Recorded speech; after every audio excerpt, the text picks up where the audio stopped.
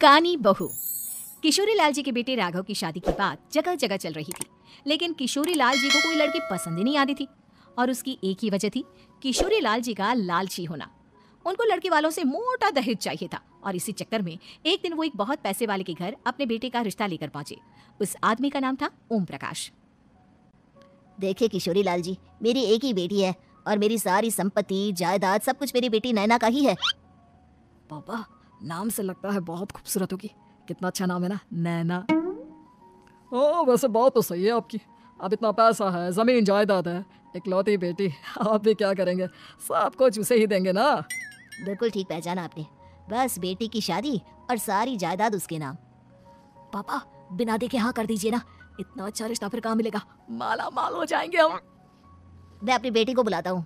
अरे नहीं नहीं नहीं नहीं, आपकी बेटी का नाम नैना है, सुनकर ही लगता है बहुत सुंदर होगी।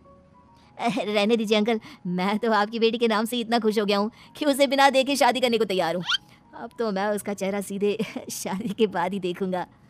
और इस तरह राघव नैना का चेहरा नहीं देखता और उससे शादी कर लेता है।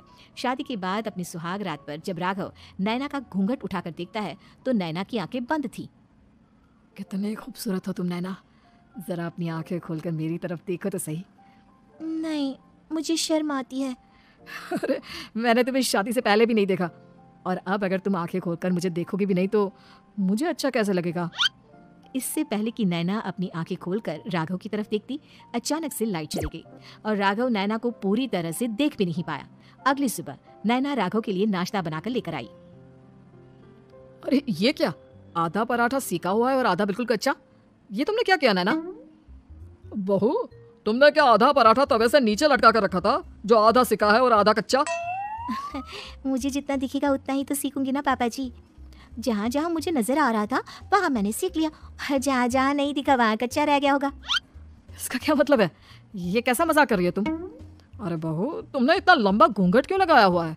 देखो, हमारे घर में बहुओं को बेटी की तरह रखा जाता है, और फिर तुम तो इतना सारा माल लेकर आई हो। देखो, ये घूंघट डालकर रखने की कोई जरूरत नहीं है। हाँ नैना, पापा जी ठीक कह रहे हैं, तुम तो आराम से रहो, अपना ही घर समझो। नैना अचानक से अपना घूंघट उठा लेती है। अरे ये क्या पापा, नैना की तो एक आंख फूटी हुई है। नाम से नैना, लेकिन ये तो कानी बहू निकली। मेरे साथ धोखा हुआ है, धोखा। बिना दिखाए अपनी कानी लड़की मेरे संग ब्याह दी। मुझे कानी भी नहीं चाहिए। मुझे अभी ओम प्रकाश जी से बात करनी पड़ेगी। आखिर उन्होंने मेरे साथ ऐसा किया क्यों? अरे, आप लोगों ने ही तो पापा से कहा था कि आप लोग शादी से पहले मुझे देखना नहीं चाहते। अब मेरे पापा पर क्यों इल्जाम लगा रहे हैं? अरे लेकिन उन्हें बताना तो चाहिए था ना कि तुम कानी हो, एक आंख से तुम्हें दिखाई नहीं देता। किशोरी लाल और राघव नाराज होकर ओम प्रकाश को अपने घर बुलाते हैं। पापा जी, ये आपने क्या किया? शादी से पहले बताया क्यों नहीं कि नैना की आंखों में परेशानी है?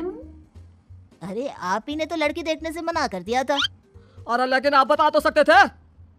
आपको तो हमारी बेटी की प्रॉपर्टी चाहिए थी, वो भी पूरी की पूरी। अब क्या हुआ अगर उसे आधा दिखाई देता है? प्रॉपर्टी तो आपको पूरी मिल गई ना। अरे ये क्या बात हुई? मेरी शादी प्रॉपर्टी से नहीं, आपकी बेटी से हुई है। अब ये तो पहले सोचना चाहिए था, तब तो मेरी प्रॉपर्टी देखकर तुम्हारी जुबान लप लपा रही थी। लेकिन मैं कानी लड़की को अपनी बीवी बनाकर नहीं रख सकता। पापा, कुछ करिए ना आप। हाँ, करता हूँ। देखिए ओम प्रकाश जी, आप हमारे साथ ऐसा नहीं कर सकते। और तुम देखो, अगर तुमने मेरी बेटी से शादी तोड़ी ना, तो जो भी प्रॉपर्टी मैंने तुम्हें दी है वो तो पूरी की पूरी वापस ले ही लूंगा, और आधी प्रॉपर्टी तुम्हारी भी लूंगा। अरे मेरी आधी प्रॉपर्टी भला क्यों लेंगे आप? इसलिए क्योंकि मेरी बेटी को आधा नजर आता है और उसकी नजर अभी तक तुम्हारी आधी जायदाद पर ही पड़ी है। अब तुम उसे घर से निकालोगे तो कुछ तो लेकर जाएगी ना। और अगर हम आपकी बेटी को अपने घर की बहू बनाकर रखे तो? तो तुम्हारी पूरी प्रॉपर्टी तुम्हारी रहेगी, और जो मैंने तुम्हें दिया है ना, उसमें से बस मैं आधा लेकर जाऊंगा। अरे लेकिन अब आप अपनी दी हुई प्रॉपर्टी में से आधी वापस क्यों लेकर जाएंगे? अगर मैं आपकी बेटी को अपनी पत्नी बनाकर रखने को तैयार हूँ तो? इसलिए ताकि भविष्य में अगर तुम मेरी बेटी को धोखा दो तो उसके पास कुछ तो रहे जो पति का हो। वैसे मेरे पास तो बहुत कुछ है, लेकिन अपने पति की कोई निशानी तो उसके पास होनी चाहिए ना।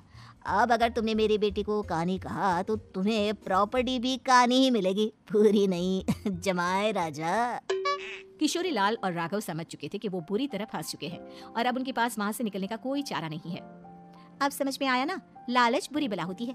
एक तो तुम्हें प्रॉपर्टी मिली, ऊपर से बीवी मिली, उसमें तुम्हें नखरे भी दिखाने हैं। आए बड़ी, चुपचाप बैठो तुम। कुछ दिनों के बाद नैना राघव की कार लेकर बाजार घूमने निकलती है और जब कार लेकर वापस आती है, अरे ये क्या, एक तरफ से मेरी गाड़ी पूरी खराब हो चुकी है। लगता है तुमने मेरी गाड़ी को किसी दूसरी गाड़ी के साथ एक्सीडेंट किया है। अरे अरे कितना बड़ा नुकसान कर दिया तुमने बहू। वो क्या है ना पापा जी, मुझे एक आंख से दिखाई नहीं दे रहा था, सामने से गाड़ी आ रही थी। मुझे तो सिर्फ आधा ही दिखाई दिया और वो गाड़ी मेरी कार से रगड़ती हुई निकल गई। अब मैं क्या करूं बताओ? अब इसे ठीक कराने के पैसे कौन देगा, तुम्हारे पापा? तुमने मुझसे इस तरह से बात की? अभी रुको। नैना राघव की शिकायत ओम प्रकाश को कर देती है। देखो राघव, अब जो मेरी आधी प्रॉपर्टी तुम्हारे पास थी ना, उसमें से आधी और मैं लेकर जाऊंगा, क्योंकि तुमने मेरी बेटी को डांटा। अरे नहीं पापा जी, गलती हो गई, माफ कर दो। गलती की तो कोई गुंजाइश ही नहीं। अगली बार मेरी बेटी को डांटा तो बची हुई आधी में से आधी और ले जाऊंगा। लालच के चक्कर में हम दोनों ने बहुत बड़ी गलती कर दी बेटा। एक तो तुम्हें कानी बहू मिली और ऊपर से जो माल मिला वो भी काना। इस तरह राघव की हर एक गलती पर ओम प्रकाश उसकी प्रॉपर्टी का आधा आधा हिस्सा लेकर अपना सारा माल वापस ले गया और राघव को कानी बीवी से काम चलाना पड़ा। भाई लालच वाकई में बुरी बला है।